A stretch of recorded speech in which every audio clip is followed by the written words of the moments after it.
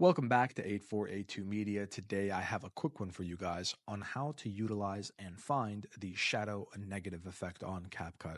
So initially what you're going to want to do is go up to Media, click and drag your clip to the timeline, and then we're going to go up to Effects, Video Effects, scroll down to Nightclub, and we'll be able to find the shadow negative effect, kind of like a Sonic character from, Sonic the Hedgehog.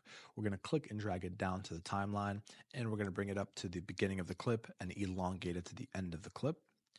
Now, with it being highlighted, we're going to go up to the Special Effects tab, and we're going to mess with the color. We can choose what color we want.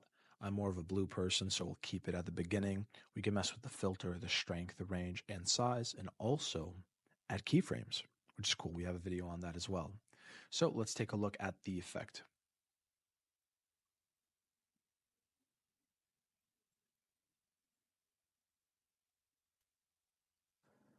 I'd say that's pretty cool. Well, guys, if you have any questions, you can leave a comment down below. We're pretty good at answering them.